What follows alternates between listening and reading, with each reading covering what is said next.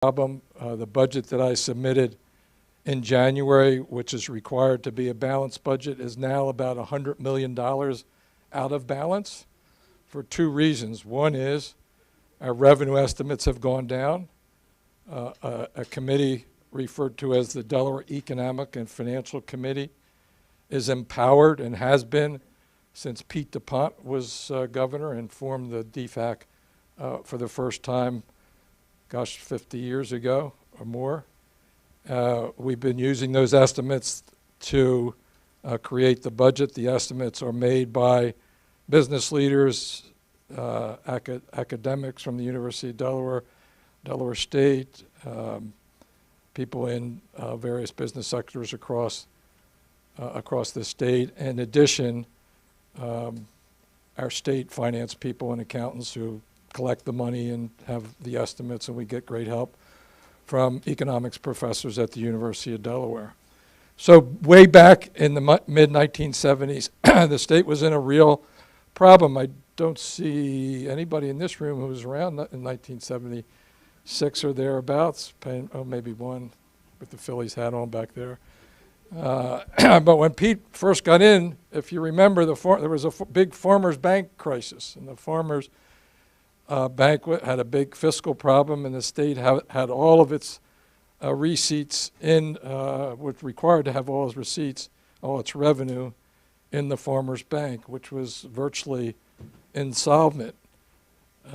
So Governor DuPont, good morning, or afternoon, evening, I'll catch up to you. He presented his budget based on revenue estimates that he and his people came up with.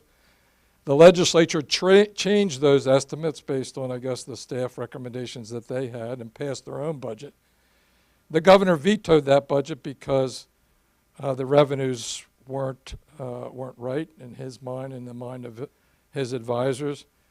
The legislature overrode his veto, and so we had the budget that the legislature passed with revenue estimates that weren't any good. And so since then, they created the Delaware Economic and Financial Advisory Council, which created by then Governor Comp. And every DuPont and every governor since then has used those estimates to create the budget. That's really, really important, because if you're not budgeting to a revenue number, you can get everything out of whack. Legislators tend to have bigger appetites than we have revenue, as do advocates and the people. They have those appetites because of the people that they work for. It's not something that they do on their own. And so getting the revenue numbers right from the beginning is really important. We have those numbers from DFAC, but as I said, they will have a number of meetings, 2 or 3 left, I guess. Jeffrey, 2 left. So that after that second meeting left, we'll have a final number which the budget has to be based on. Got one of the other things that Governor DuPont, 2 of the other things, let's see if we can get some slides up here and you can take a look at. So here's where we are. The cabinet members, many of whom are standing in the back of the room, they've put together their budget, submitted it to the budget office. The Delaware Economic and Financial Advisory Council has put together its first couple sets of revenue projections. The ones that just were approved a couple weeks ago reduced the estimate that my budget in January was based on by about $35 million. So that means we're $35 million out of balance now. We've got something going on with Medicaid healthcare spending, where the federal government is taking some money away that they provided to states during the pandemic, and estimating the effect of that on our state has been very difficult in trying, and it's going to cost us money. So when you include cost estimates that were in the original budget that now are being revised upward, we're looking at about an imbalance of $100 million, and so that's what the Joint Finance Committee and the Bond Bill committees are doing now. From February to May, they're in their Easter break now, but a week or 2 ago they had their JFC break where they met and looked over the budget that I presented. They're not They do have the new revenue projections. They do not have the new cost estimates that I mentioned. By June 30th, we'll have a final budget bill and bond bill that hopefully we're required to have it by June 30th. The next slide should give you a schematic about the very high level how this happens and how we've changed it. You heard me talk about the rainy day fund. It's 5% of total revenues, which right now is just something short of $6 billion. So it's about $300 million, if you can do the math really quickly. So at the beginning of the year, we're required now by the Constitution, was a constitutional amendment, to set aside 5% of what those expected revenues to be.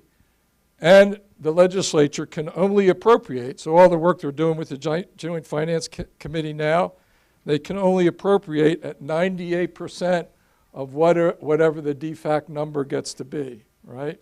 So if the DFAC number is $100 million, they can only appropriate $98 million. And you can extend that to the bigger numbers. We're talking now about, like I said, revenue around $6 billion. So that's the way the budget has been put together since Pete DuPont in the mid-1970s, 1980. Every governor since then has followed it. We changed it with a little bit with a executive order just after I took office, because what the 98% rule allowed the General Assembly to do, and the governor for that matter, is to appropriate into a revenue bubble. What we found over the last 50 years is state revenue goes up and down. And if you think about it, we'll show it to you in a diagram in a minute. If you have an extraordinary revenue year, that means the legislature can appropriate 98% of whatever that number is. Do you have that graph? I don't think it's next. It's probably the one after. There it is.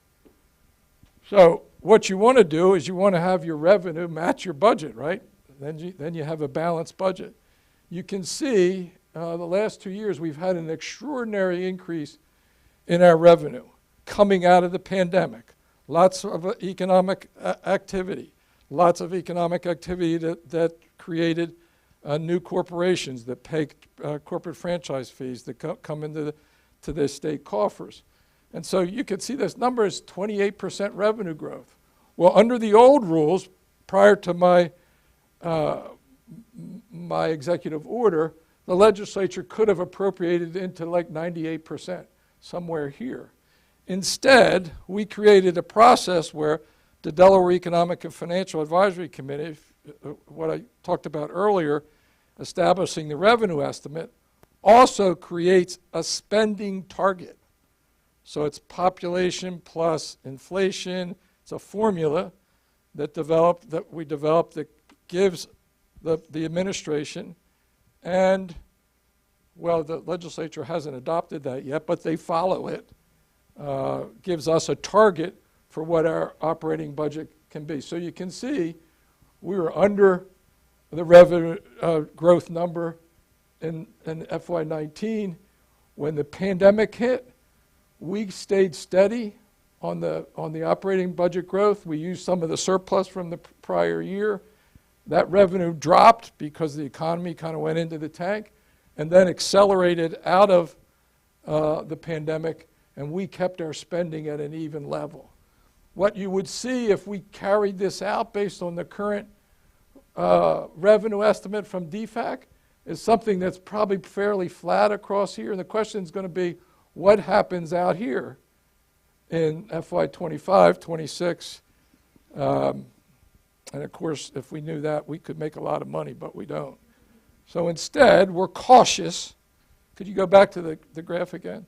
So we try to, and this is pretty representative of the way it's been over the past 30 years.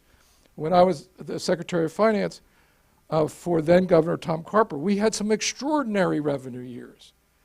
And we cut taxes just about every year of the 4 years that I was Secretary of Finance. But after that, the economy took a pretty deep decline and our revenues went down with it. And we were in a position where we had to raise taxes up again because we had overreached there. So trying to keep a steady course on your spending and generate revenue that's hopefully above your budget growth line. Does anybody have any questions or comments on that? Just so before we go to the next part, we're just going to talk generally about the priorities that are in the budget, some of the challenge that we face in state government, which aren't unlike challenges that anybody running the business right now faces, and that is, where are you going to get the workers? Right now, we've got nationally, the last numbers I saw, about 13 million job openings and only 8 million people looking for work. That's a problem. It's a lot better than the opposite. In all my years in public service, it's always been the opposite, where we haven't had enough jobs for the people looking for work. But it's still a problem. And one of the problems is it drives up wages because people can move from one employer to the next. And we're experiencing the same thing in state government. We have a couple thousand. I'm looking at Claire DeMattias, a daughter of Newcastle, actually, right, who's now our Secretary of Human Resources. We have a couple thousand vacancies, would you say? A couple thousand vacancies. And if you talk to any employer in the state of Delaware, they would tell you the same thing. And so what that has meant is that the competition means that you've got to pay more to attract people to the jobs that are available, and we're seeing that. You can see it if you walk up to the front door of a Wawa. They have a notice on the front that they're looking for people, and they'll pay $15 an hour, and they'll give you education benefits and all of the rest of it. So the next slide talks about, so I'm just talking about, we have competitive pay raises for state employees, especially classroom teachers. We made a big move to pay our teachers more because we're competing, and we're in intense competition with New Jersey, with Maryland, with Pennsylvania. You know, a lot of the students who are in education at the University of Delaware, Delaware State University, they're from these other states. And so we compete when they graduate as to whether they're going to come here and work in the Colonial School District or somewhere in our state, or go back to New Jersey. Maryland just a couple years ago increased their starting salaries to $60,000 a year for a starting teacher, and we're trying to be competitive with that. So we had a big movement there. We also, 9% increase for classroom teachers. We also increased the salary of state employees from the midpoint down, so the lower paid employees, to kind of pick them up. We've been arguing and actually implementing a $15 minimum wage. Well, we had some state employees that weren't making that kind of money, and so we've raised that for those employees as well. Both of those things cost money, and they're the biggest kind of budget drivers. We also have other initiatives to in our middle schools and high schools, and also in our workforce, to encourage people to move to job openings that are available. One of the priorities for our administration has been opportunity funding, which is additional funding to schools and school districts with lower income students and English learners, and we moved that number up. And then a lot of one-time money into these priorities. Affordable housing, which is a big challenge in our state right now, something that became really challenging during the pandemic, as people had less income during that period of time and there were less units available. Clean water, everybody turns on their spigot every day and expects to get clean water. I just spent an economic development tour in India. It is not a given there in India, either clean water or clean air. We certainly take that for granted. They have 1.4 billion people there, and they don't have clean water, and their air is terrible. Economic development and infrastructure are always things that we want to invest in so that we can grow our economy, create jobs. Very difficult when you don't have a lot of people looking for work, but that economic activity enables our budget to grow and for us to make these investments that we're talking about. So the biggest priority, of course, then is investing in our public schools. I mentioned the 9% raise for classroom teachers, 3% raise for other public ed workers, the $15 million in addition to money that we already had in the budget for opportunity funding, and then a special initiative in the city of Wilmington for our Wilmington Learning Collaborative. One of the things that is probably our biggest challenge these days is to attract businesses to our state and the competition that we have with states around us in the region. Again, Pennsylvania, New Jersey, Maryland. So we're always looking to keep our taxes so that there's not a disincentive for moving to Delaware. We tend to have income taxes that are a little bit higher than in Pennsylvania, but their property taxes are 3 times what you pay here in Delaware. Our taxes are incredibly low in our region and across the country, and it's one of the reasons we see such a tremendous influx of retirees and senior citizens, mostly to the beaches in the lower part of our state, because the property taxes they pay are, you could have a huge house and pay $2,000, $2,500. They pay $25,000 for that kind of property in Maryland or more, Pennsylvania and New Jersey. So we're always thinking about what are the kinds of things that we need to do to keep Delaware competitive. And that's the lens through which I always look at tax proposals that we have, cuts or increases. Investments that we make in our schools are incredibly important. Our investments in higher education probably more important today than any time certainly in my memory, because think about the Star campus, which is where the old Chrysler plant used to be. So starting in the 1950s, that plant was built to construct tanks for the Korean War. And then after the war, they made for years for Chrysler automobiles.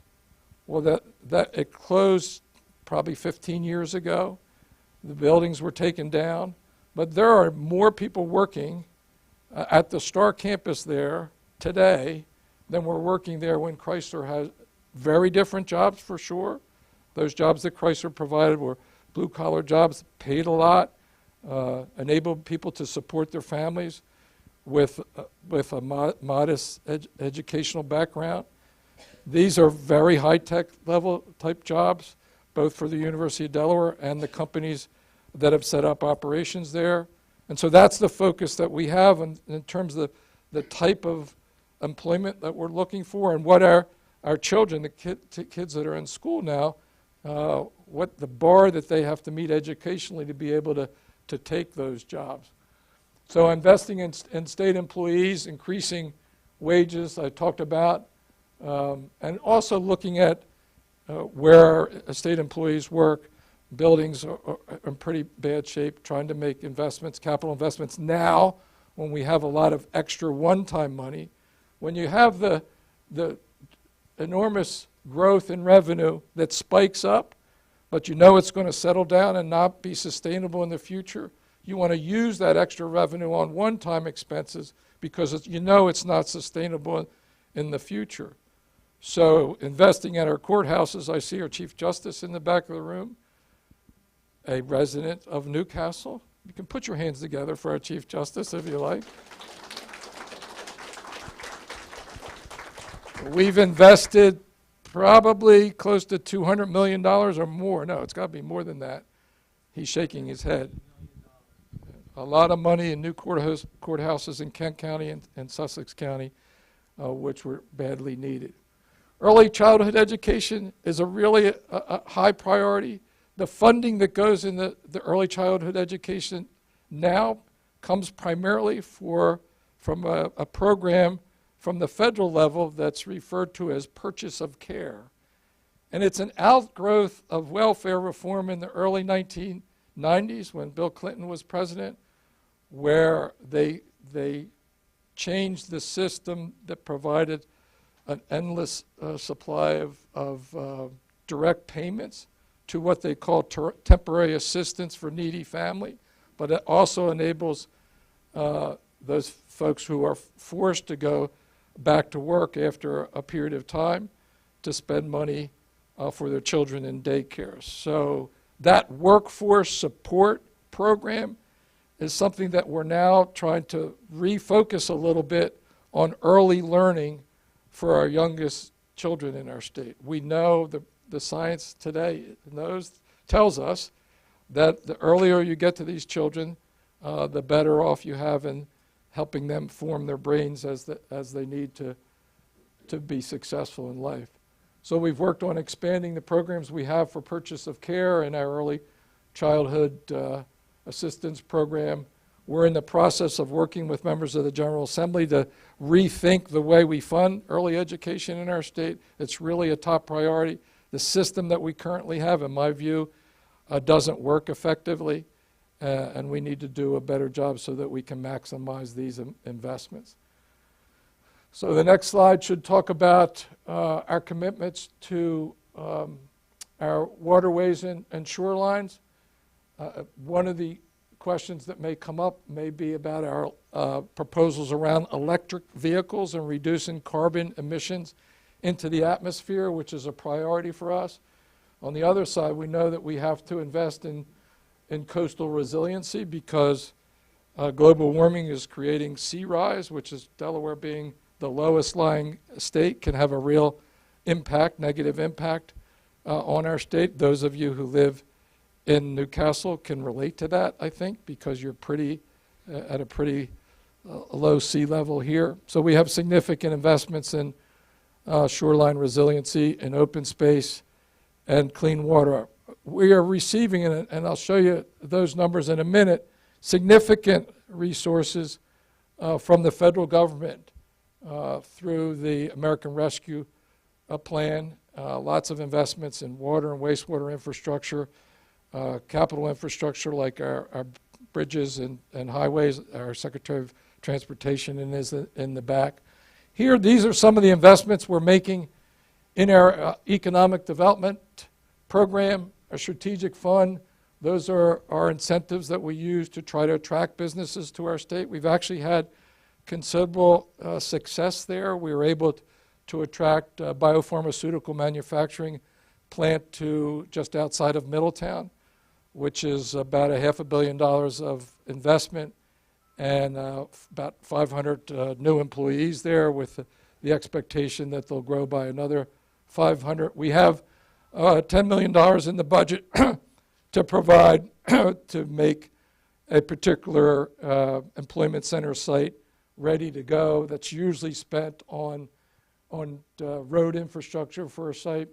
And one of the things that we're learning, we've got these scientists on the STAR campus at the University of Delaware working on new innovation and companies that they want to start. Well, when they move out of the university, they need a place that has more lab space to do the work that they're involved in. And so we've got some money to help there. Some of that money recently has been used to help Prelude Therapeutics, which is a pharmaceutical company that came out of UD that's moving to the Chestnut Run facility. How many know where the Chestnut Run facility is on 141?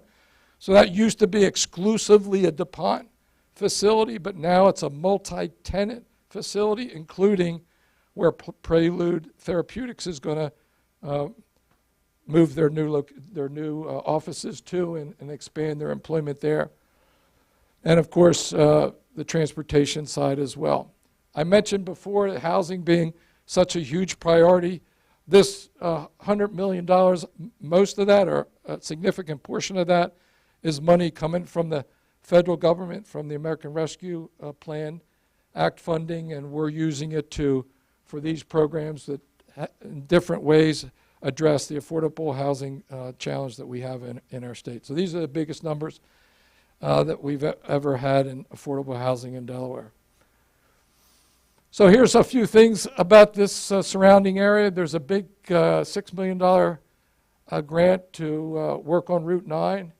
And then we have some electric charging stations that are planned to be in this area. we do have our Secretary of Transportation here if you have any questions about that Route 9 project. All right, so I mentioned the federal resources that have been coming to Delaware since the pandemic. We would not have been able to get through it without the support originally through CARES Act funding. It was just short of $1 billion. It essentially went to businesses to help them keep people working, to keep people getting paid when they weren't working, to reestablish our unemployment fund, because if we hadn't had those resources to do that, we would have had to raise the taxes on businesses for those unemployment funds. That's where the unemployment funds come from in the first place. They're not from the taxes that we pay. They're from unemployment taxes that employers pay. So here are the big buckets with the American Rescue Plan. There's also some of the bipartisan infrastructure bill here. So a lot of broadband extension and technology, state capital projects. Broadband is mostly for mid-Delaware, Kent County, and Sussex County, western Sussex County. I mentioned in the last slide the investments in housing development and emergency housing.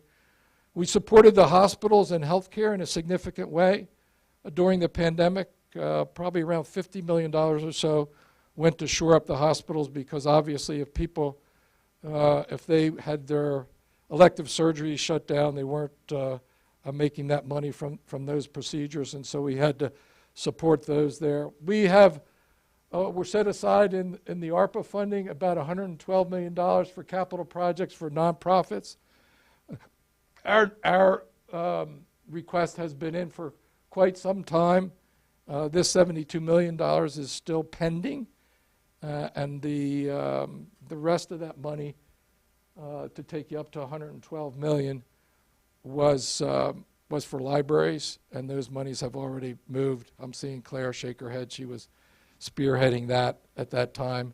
I mentioned how important higher education is. We invested $105 million in University of Delaware, Delaware State University, and Delaware Tech. In the University of Delaware itself, $41 million went to upgrade one of their best labs for chemical engineers and other scientists. The total building, I think, cost $150 million, something like that. $50 million on COVID-19 response. I talked a little bit about workforce development and pathways. Pathways are programs in our public high schools to connect students with employment opportunities in the workforce. And then I mentioned the $40 million for Delaware libraries. All right. Hello? Is that it? Where's my...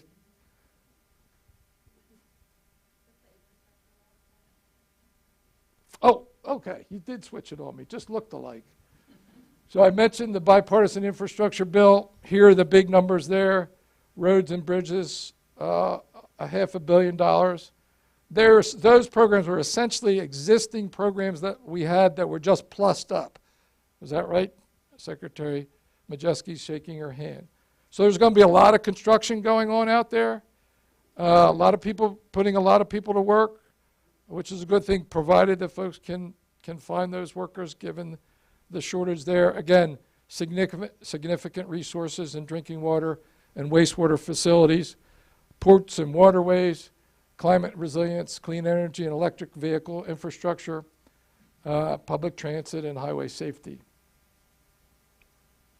All right, that's it. We had, usually I have a slide with all the numbers on it. We decided to save you that tonight so that you don't get too focused on small print and small numbers.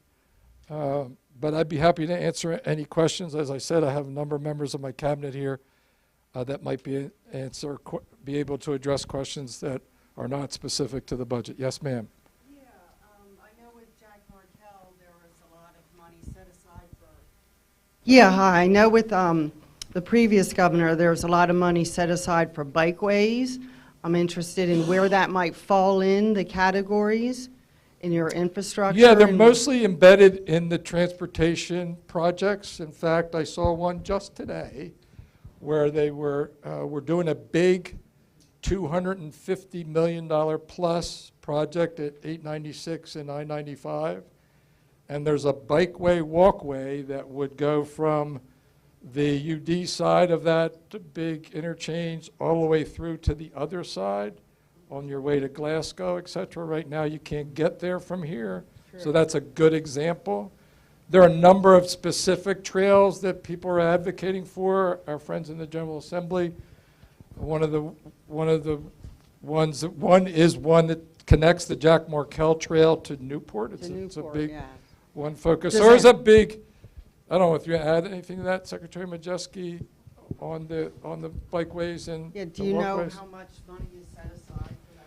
Well, as I said, I just mentioned the $250 million project, so some portion of that is going to the bikeway I just referred to. Yeah, so all of our capital projects will incorporate a bike component to it. So that's kind of embedded into the larger capital programs. But then in addition to that, we average around between $7 to $10 million specifically for the Trails and Pathways program. So investments to continue to expand the Jack Markell Trail. We've got investments that we're making here in Newcastle to expand that. Working with our partners and other local governments to work on the Newport Trail. We're going to hopefully finish the Georgetown to Lewis Trail down in Sussex County. So things of that nature, about 7 to 10 million independently of the capital programs. They're actually better when they're in those bigger projects because they don't become a target when remember the slide I showed where our revenue went way down? You don't want to be a target, and those days come, that's for sure. Hi. Good afternoon, everyone. First, I'd like to say congratulations to all the great things that you have accomplished in the state of Delaware. I've been in Delaware going on 30 years. When I came over here, my husband and I, who's now deceased, there were more jobs than people. And I've worked 26 years on a part-time job and 37 at my daytime job, which was in Philadelphia. And I just retired. Woohoo! Thank you. For medical reasons, of course, but I thank God that I'm alive. Secondly, what I would like to see in Delaware when I first arrived, the cleanliness. God, I miss it. It is so much debris. A woman after my own heart. I miss it. Oh, you missed The cleanliness Well, we're working in on it. Delaware. There was no debris nowhere, and I really respected that. And We so I like to, are working on that in a big way. yes. We have signs that we've been putting up. I've been out there personally with different crews. We've established crews that have done it. Secretary Majeski sends me a report every couple weeks, how many big bags. But it's easy. It should be easy. Don't do it. Yeah. Like, don't roll down your window at the stop sign and throw your fast food bag out the window. And it just happens, drives me crazy, but we are on it. Do this. Drive up I-95 and cross over into Pennsylvania, and you can tell the difference. Oh, my God. We are so much better. We still have a long way to go, but we're so much better than that. Yes. I believe that it's the new residents that's coming to Delaware that each... We blame it. I'll blame it on the new. It's nobody in this room, I can tell you that. My suggestion is send everyone a letter. Get them involved. Give them awareness. No littering.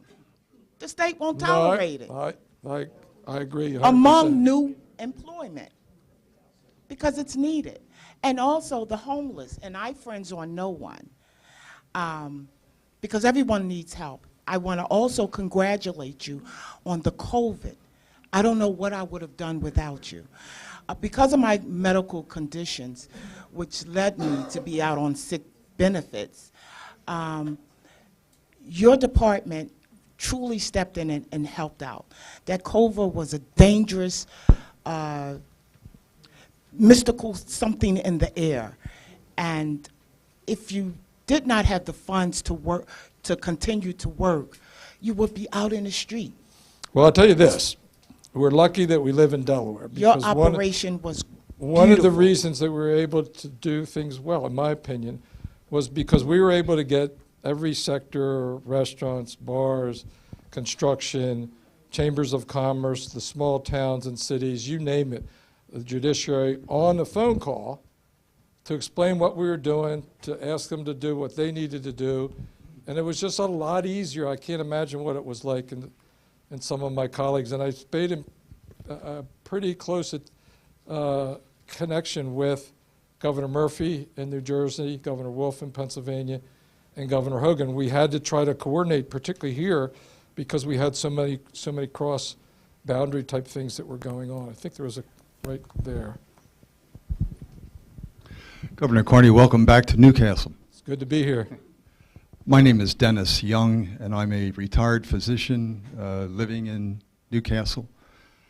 And I understand that healthcare spending is a significant problem for the budget. Huge problem. In Delaware and other states too. But respectfully, I would ask you, what is the justification for Dover, for the state, for you, trying to mandate that retirees who used to work for the state of Delaware would be forced to give up their regular Medicare and accept Medicare Advantage for their health care, which is a significant reduction in coverage and threatens access to treatment for so many retirees? Well, obviously, we don't see it that way, that it's not a significant reduction. Ours was an arrangement that we developed specifically for the state of Delaware, not an off-the-shelf Medicare Advantage type program. And so it was intended to provide for state employee retirees basically the same approach to health care that an active employee like the governor and others have, where it's a system, it's more of a managed care system than a fee-for-service system. The simple reality is that the state spends close to $150 million a year on retiree health, and it's been growing at a rate that's greater than our revenue growth. It's greater than the growth in the economy, and therefore you're getting further and further behind. So we've got to find a way to manage that. We thought that this Medicare Advantage was a way to do that. I think there was a lot of misinformation out there about how it would work, and I get that. People are used to the way they receive their health care, and they don't want to have to get a pre-authorization, which is what everybody else has to do. And so we were just trying to think about how to keep healthcare cost inflation for retirees at a level that is manageable given everything else that we're required to do. One of the reasons that we're not able to give I'd rather give retirees an increase in their paycheck, their retirement paycheck, than in their health care, but you've got to do both.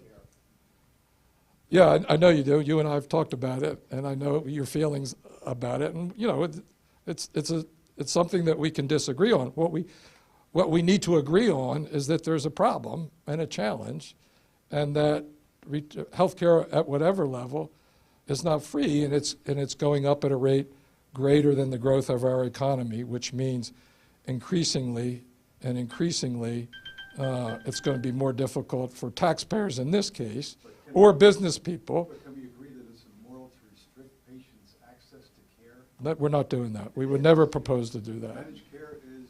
No, it's not. So if we're not going to be able to agree that managed care is not restricting people from the appropriate health care, then we're not going to get anywhere.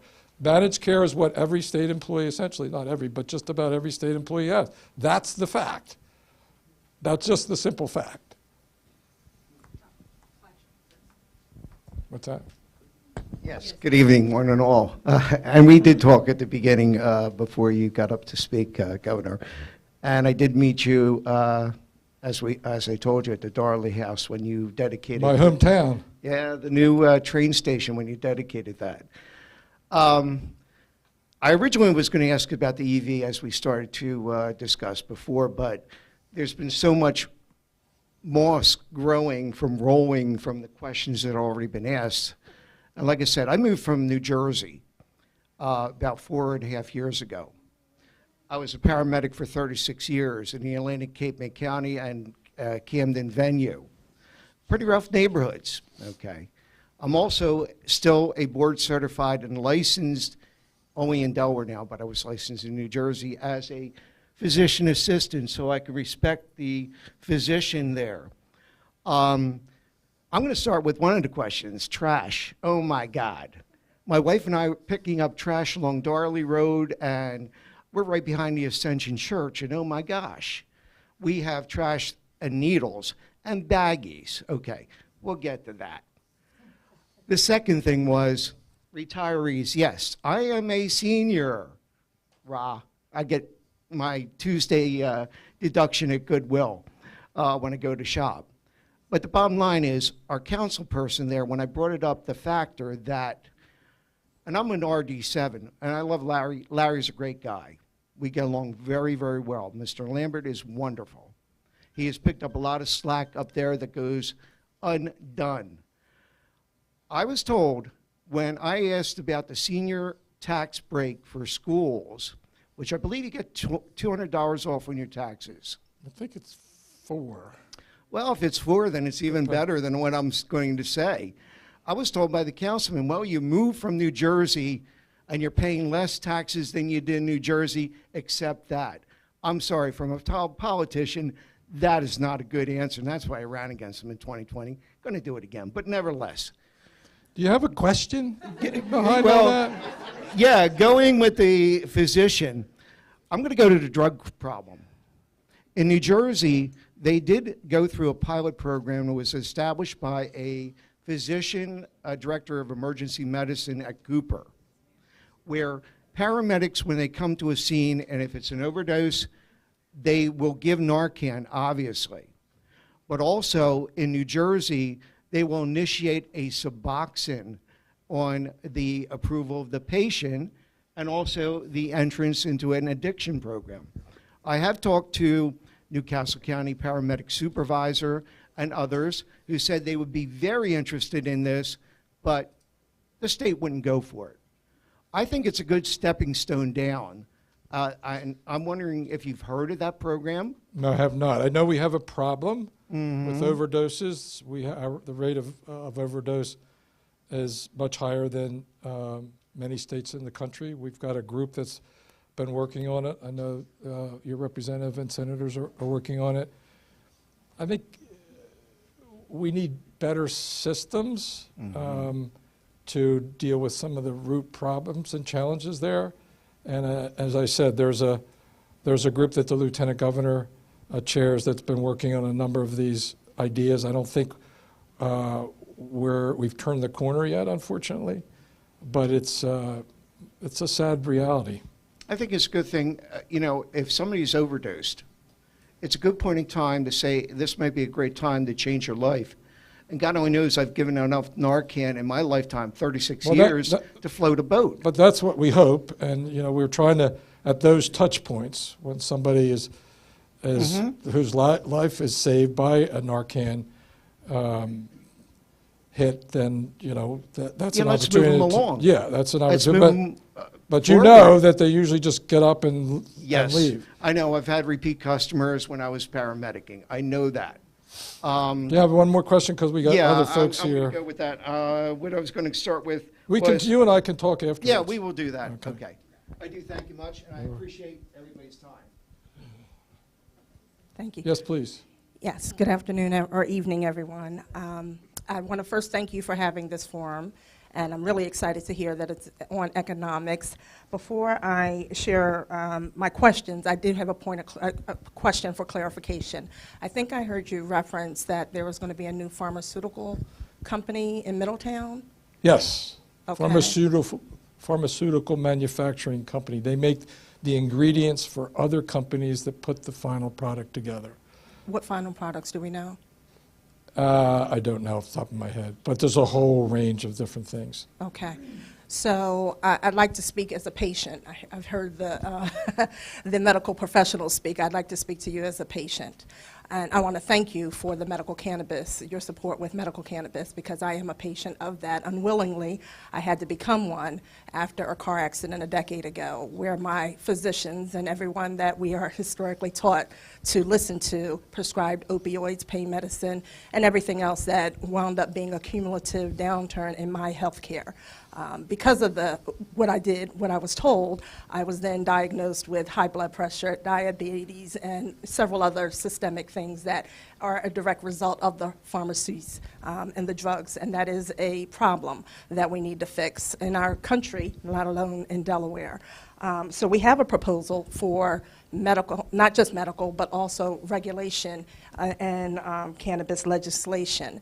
And what I want to say about that is right now, if I was sick and I was following my doctor's orders and everyone else here in the system that is the systemic system that's in place, I could send my 24-year-old child or my husband to Rite Aid to pick up those medicines. But when I'm sick now and I have a problem, I cannot send anyone to pick up my medicine from the medical dispensary for which you support. So we do know that there is benefit to marijuana, cannabis, because you support that, but we're at a crossroads when it comes to legalization, and we'd like to get over that crossroad. As you know, over 70% of your constituents are looking for this legalization. And you're speaking about economics, and you're speaking about remaining competitive with your neighboring states. And as you know, New Jersey legalized this summer, Maryland just legalized, and Pennsylvania is right behind us. So my question to you is, when are you going to make the first state, not the last state, but the 22nd state, and help us get this done? Yeah, you probably know that.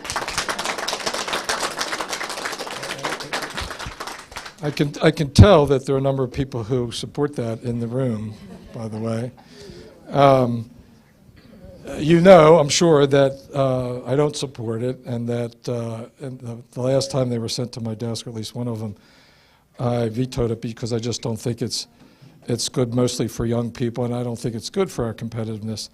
Now, reasonable people can disagree on that. I do support the medical marijuana program.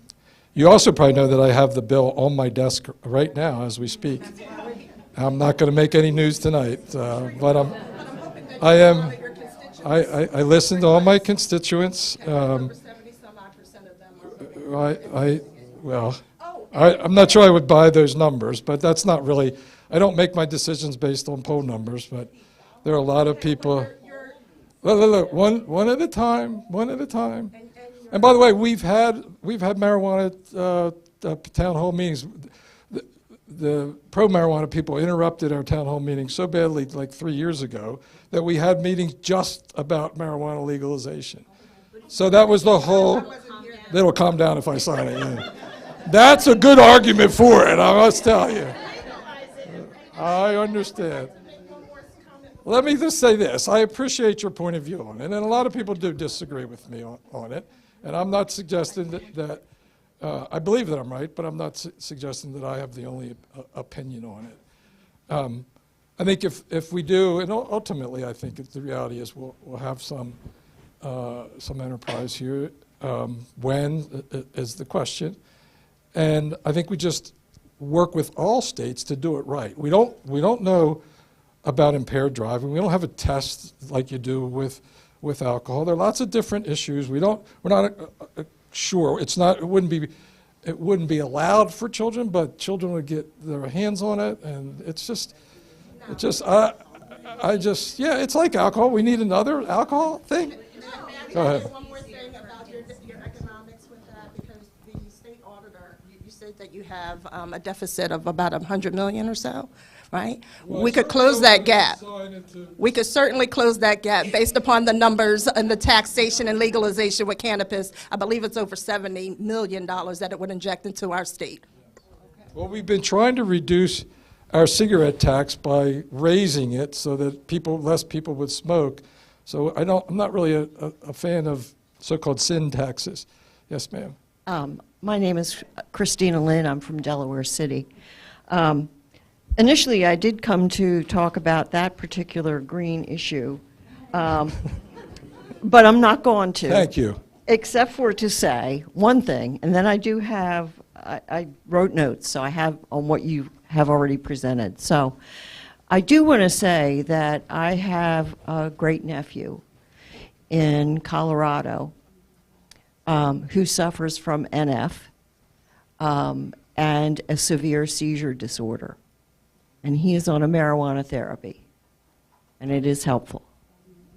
And I support that. And he was not expected to live much past a very young age, and he's now 15. So that's all I want to say about that. Thank you. Every day is a blessing with my nephew. Amen. But what I do want to bring up is another green issue. You talked about investing in affordable housing, clean water, economic development, and infrastructure. And I didn't write fast enough, so I couldn't write down the next slide before you changed it. And I have down here in my notes, saving our coastline, ? Because you talked about a commitment to investing in our natural heritage. Well, I'm from Delaware City.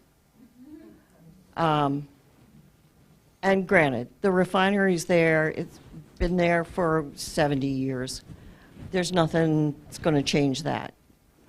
But my property in Delaware City backs up to protected wetlands, and it's beautiful. I have a very small house. My yard goes back deep, and it goes up towards Dragon Run. And it's beautiful. And I have a certified wildlife certification for my yard. And critters come in and out, and they're more than welcome. And I plant so that they can be there. But what we have going on down there now, and you all know 1,000 acre, the marshland over 1,000 there, acre marsh. is just gorgeous. One of the most beautiful natural areas in the whole country. But what we have going on down there now is the development of Fort DuPont. And as of last night, they're going to move forward with 130 stacked townhouses on the coastline. And I keep looking at that, and I'm thinking, Fort DuPont is nearly an island, if it isn't. It may be an island. The canal. Yeah, I'm thinking. There's the small canal, and then there's the big canal. So, there's already new housing over there. And now they're going to put 130 more houses there, which means 260 people, means probably 260 minimum cars, extra cars in that small area. And I don't know how the infrastructure can handle that. I don't know how we're not asking for an environmental disaster to happen over there. And I keep hearing this, and this is what I heard last night at our town meeting, was that you've got to have more people in order to build the tax base so that you can do more things. But you can't give away, once you give away those natural habitats and those natural coastline areas that are so fragile, you'll never get them back. And then now I hear that they're planning something similar up in the north end of the state, up around Claymont somewhere. It was just a rumor. I know that area well. I It was know. an old steel mill, completely polluted. And what they're doing, the steel mill's down. We were just talking to the gentleman here that they've Amtrak has built a new rail station there. They're cleaning it up, and they're if I had one of those steelworker jobs, I might feel this way, but that's way better than what was there before, and it's a long time coming. With respect to your project, similar in some ways, not nearly as distasteful as a big steel mill, but it was in pretty bad shape I know prior it was, to this but- redevelopment company being formed and some of these ideas that you talk about. I'm not up on those ideas. I know that we reestablished the board directing that growth I know. and trying to manage it in such a way that it meets the. Well, there's been a lot of damage done down there. In respect with this RV park that is going to come in. Across the There's- way. Yeah. There's damage done to the habitat there that is already done. It's done. You can't bring that back unless you let it grow back if they don't come in. But I don't understand how we don't have enough coastline to keep giving it away. Well, we're not. I mean, we have the Coastal Zone Act, which is pretty strict and restrictive. In fact, we had several industrial sites that were opened up when I first was elected. Nothing really has essentially happened on any of them. We'd like something to happen to clean them up, because as sea rises and that Delaware River and Bay water level comes up, it's just going to wash those contaminants into the water, and that'll be a bad situation unless we're able to have somebody clean it up in the meantime. One of the things that's in the works potentially for the Delaware City refinery is what they're in competition with a whole group of Delaware companies and Pennsylvania and Philadelphia for what's referred to as a hydrogen hub, a clean energy hydrogen hub, which I would probably believe that it would be better than the oil refinery that is there now. Although, if I was working there and making a good There's not that many salary, people working there. well, yes, there are. I hear from them all the time. Not as many as we thought there would be. And I used to work for the power company before I retired. And they didn't listen to me when they said they were going to raise that area and take down the old refinery. They didn't listen to me at my job when I said, this is the golden opportunity for our power company to build a wind and solar hub, a clean energy hub. They thought I was being the funny hippie. But anyway, I really hate to see this constant development along the coastlines in the name of economic development. Well, all the monies that you saw up there were monies that go on to kind of create coastal resiliency in a natural set. Yes, I agree with that. She said someone needs to watch them. We've got, I think, two, maybe, my friend has had his finger up, and I know he wants to give me hell, so let's give him a minute. No, I'll start off with a positive. I can say thanks for the 9% raise for teachers, because my son and daughter are both teachers. And you were one too, right? Yeah, and that's part of my question. For 33 years, I was a state employee as a teacher, looking forward to my benefits that I would get when I retire. And I still believe that Medicare is guaranteed to all citizens in this country. A Medicare, and I call it a disadvantage plan, is not Medicare. They offer different Yes, it things. is. Now, that's not what the federal government's talking about right now either. They're for profit. And then the next question, the question I have about all that is, I may be being misled. First of all, there are probably more state workers working than there are retired workers? I don't know the answer to that. Okay. actually. But my There question... there are, not counting teachers, there were like 13,000 state workers. How many retirees? Retirees, without specific, we cover retirees, about 22,000 retirees. So there are more retirees than there are. Than there are state workers? Well, no. But you If gotta add count the teachers as state on, workers. There are more, Okay, there well, are more those working. I may be misled, so I'm going to ask us. Medicare pays 80%. I don't know enough about roughly. There's a, And we- don't and- the active employees and retired employees not on Medicare cost the state 4 times what a retired employee costs? No. I mean, just think about it this way, and I don't want to be combative, but like I'm 66 years old now. I'm utilizing healthcare more than I ever did because I'm getting older. It's very age, unless you have a chronic condition or some particular disease or issue. When you get older, you use more medical services, right? And so retirees, by definition, even healthy retirees, are going to be more costly. Well, And we have a whole group of retirees that retire before they're eligible for Medicare, right? And so we're paying the whole boat for those retirees. well, I was one of those, and that's why I said, why aren't active employees and those that are not on Medicare, you just gave a 9% raise to teachers, why aren't they paying a little more for benefits? You did away with the double They are. state shared. The answer is they are. Just raised it 9.4%. Yeah. So Well- healthcare costs are going up kind of astronomically. Well, I'm just glad that, my medical situation I had 7 years ago, that I wasn't on Medicare or on this plan, or I might not be here. Well, my mother's 92 years old, and she just had surgery.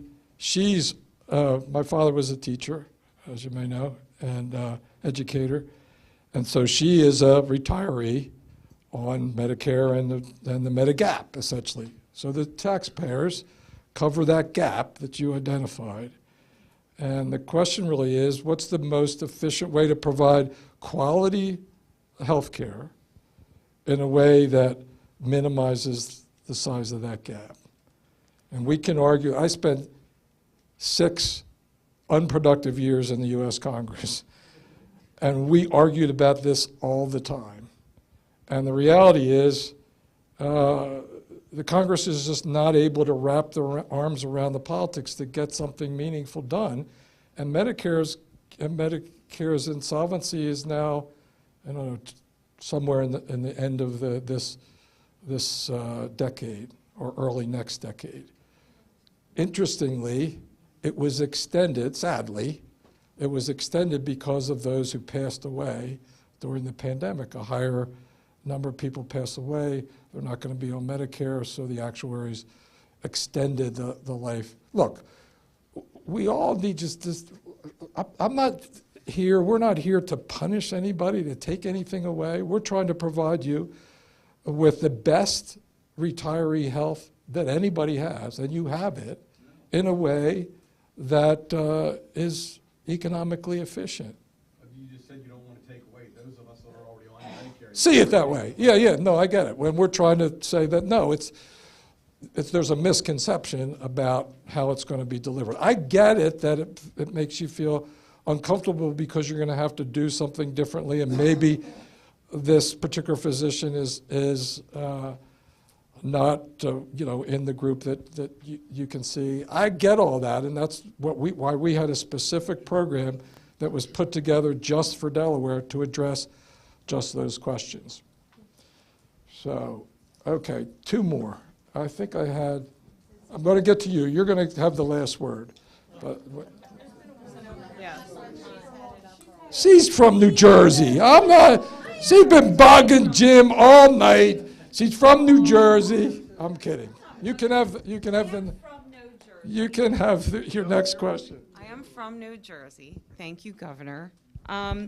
So look, I understand that you want to attract business to the state, and I understand that in the past you were concerned with the long-term health and economic impacts of recreational marijuana use as well as serious law enforcement. I answered this question already. I know, but I wanted to ask you, are you keeping tabs with Pennsylvania's use, and are you involved with the Rohrer College of Business at Rowan University? They've got a Cannabis Institute. It's a master's level program that's really driving economic development. And as far as the concerns to the youth of Delaware, there is emerging since 2017 information that says that when you legalize, it puts some guardrails around cannabis compared to other scheduled drugs, as far as you're going to a dispensary versus going to buy heroin or crack or something at the same corners. So with, regard to youth and with regard to economic development, I'm having a hard time seeing why you're saying First of all, I don't think those are the no. facts.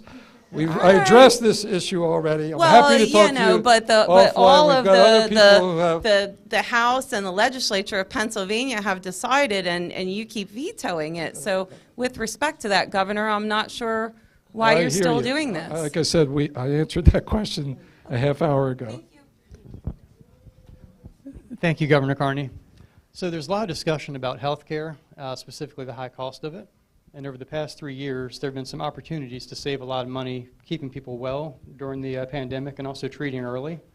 And our team, the Delaware Medical Freedom Alliance, actually ran about 10 different COVID town halls to bring people awareness to things like prophylaxis, C, D, zinc, stay well, get your vitamin D levels up, and then also early treatment. They're actually, for the past 3 years, there have been very easily obtainable over-the-counter solutions, Pepcid, Zyrtec, aspirin, antibiotics, which, although I know they're not normally used for viruses, they've been very effective at preventing COVID pneumonia. So our team's been providing very cost-effective solutions for people who felt like they're basically disenfranchised by, I'm not going to blame you, but basically the state, the federal government, because there was a very central line of information that was basically be terrified, get tested, but there's nothing you can do other than shots and masks, neither of which proved to be terribly effective, and in addition to that, there are a lot of people suffering from the shots that are being ignored. A lot of people aren't aware of this, but the truth is many physicians are actually terrified to say that someone's issue is being caused by the shots. So my proposal is this. After the big event we've just experienced over the past 3 years, we would love to have a town hall, basically an open discussion, after action discussion report to just kind of talk about what went right, what went wrong, what could be done better, and just kind of figure out the best solution moving forward in case we're presented with such a challenge again. So we did that after the last one. I'd be happy to do it again, as long as I don't have to talk about marijuana. Is that part of it too? No, I'd certainly be open to that. As I said, we did do an after action, I guess, after the first 2 years, but happy to listen to the information too. This fellow with the Phillies hat is going to be the last one. He and I are. Hi, John. How are you? Jeff Crosby. 2 things. You mentioned a thing about clean water. I wanted to know what the state is doing for the Army Creek Superfund site, if they're integrally involved in that, because I live right below there, and I know they just put in inspection wells in certain sites, one right next to my house, and I asked the guy, where can I find the answers to this? He goes, you won't be able to. And what's going to be done about it when this contamination eventually comes into our development and down into Delaware City and down, it's going to keep moving. Well, sure, there's a really long answer to this, so I have to pick up most of it as we let other people go, and you and I can talk about that. I know more than I'd like to about that. I first started working in the Army Creek landfill remediation when I was working for then Senator Biden in 1986. And so you know that they've built a system out there to intercept the groundwater that was leaching out. They put a cap on top of the landfill. It used to be an old landfill, and Delaware Sand and Gravel was just to the east of there, both of which, the plumes on both of which are being controlled by that interceptor system of wells and pumping the water back into the creek. From time to time, and Sean's back there, he's giving me the, oh my God, the Army Creek thing. No, I had to bring it up. So we could talk a lot more about it, but the bottom line is that was the 80s, 40, 50 years, that system has been intercepting that contamination bloom, preventing it from reaching the, I'm blanking. Residents. No, Residents. the water company. Artesian. Artesian Right. wells that are just down gradient. And they test the artesian wells to make sure the water's clean coming out of there. So I haven't heard anything new that you're referring to. There have been some blips over the years where they'd see something that would show up in one of the interceptor wells below the ones that actually pump the water back into the pond. So we can get you, we can talk to Sean and get you an answer to that. And one more thing, as I retired from state from Ferris a year ago, February, I was working with Ferris with incarcerated kids, and I'm siding with you a little bit on the evils of letting marijuana get out there to everybody else like that, in a sense that it's not controlled right now, and I believe that it doesn't lead to many good things. Yeah. So I Well, just wanted to tell you that. one of the things that I have learned, we've done town hall meetings, I've listened to lots of folks on both sides of the issue, is that just about everybody believes that it ought to be regulated in a tighter way, for want of a better term. And so wherever we end up, that ought to be the goal, right? One of the things, in my view, with all the different priorities that we have, with all the challenges of opiate overdoses and the rest, and trying to get our children where they need to be and getting through the pandemic, we've spent, in my view, too much time on this issue. It's time to move on to the next set of challenges, and that's about where we are. I'm sorry, but Mr. Phillies had the last question. You can ask me after we're done. Thank you, everybody, for coming. See you next time.